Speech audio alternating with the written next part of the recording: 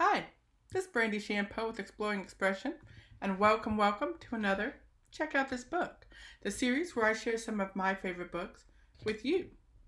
So before we get started, go ahead and click that subscribe button and hit the notification and like this video so that you can be sure um, to stay up and be reminded whenever we have new books, which we usually do about twice a month, come out, as well as all of the other board game reviews and great content we have here at Exploring Expression. So, with that out of the way, today I'm going to be reading one of my books. This is actually the first book that I ever published. It's called Tip and Ben Find a Friend. And this holds a special place in my heart because it's all about my son who has autism and his relationship with his therapy donkey. Have you ever heard of a therapy donkey? They're wonderful, wonderful things. So this is called Tip and Ben Find a Friend. Are you ready? This was illustrated by my friend Hattis Bayramoglu. Tip was a donkey who was born far too small. He had one floppy ear and a strange donkey call. His hair came in backwards, all spiky and brown. His teeth were too big, and his eyes were too round. There he is.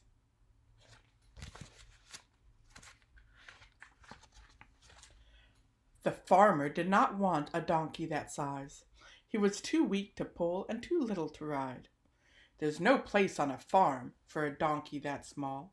If he can't work like the rest, then he's no use at all. That's very sad, isn't it? But sometimes we can feel that way. None of the donkeys would let Tip come around. They nipped at his ears and they laughed at his sound. Tip stayed near an old fence at the edge of the road, all alone by himself, with his head hung low.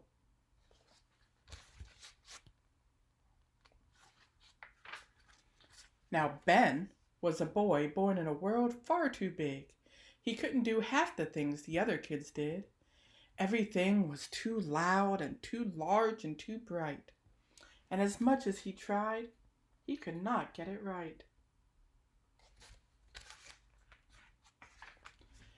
Ben made lots of mistakes and his teacher got mad. The other kids laughed at him, making Ben sad. People would whisper when he walked down the hall, if he can't learn like the rest, then he's no use at all. That's a terrible thing to say to anyone, isn't it? None of the school kids wanted Ben to come play. When he tried to join in, they would just turn away. Back and forth to his school, he would trudge down the road, all alone by himself, with his head hung low.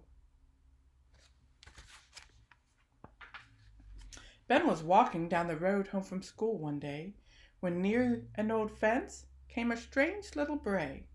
He looked through the rails towards the source of a sound, and a donkey stared back with two eyes, big and round.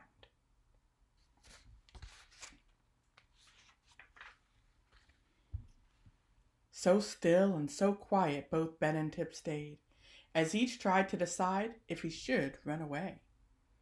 Then Ben blinked, and Tip winked, and both of them smiled, the first smile that either had done in a while. Ben climbed through the fence and together they strode through the fields where Tip lived, away from the road. They sat under a tree that reached up to the sky, and they talked and they laughed as the hours went by.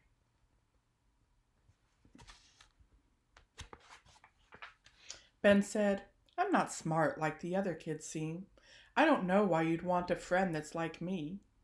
Tip said, "You're clumsy and strange. That's okay, 'cause you're gentle and kind, and I like you that way." Tip told Ben, "They say that I'm ugly and small.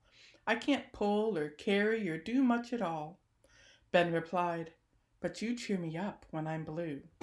And that's what I think that a donkey should do." Every day after that in late afternoon, Tip would wait by the fence for Ben to come soon.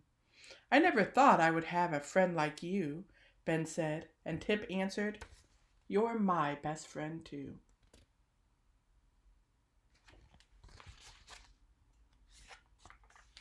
The pair laughed and played like only good friends can, roaming all through the pasture and over the land, whether cloudy or raining or sun shining down. If you could see Tip, Ben was somewhere around. The other donkeys saw the two having such fun and came over to join the pair one by one. We're sorry we were mean. Can we play with you? If you're willing, we would like to be your friend too. There they are.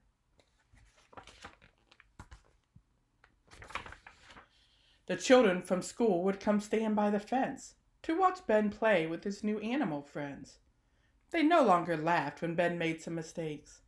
They asked Ben and Tip to come join in their games. There they are.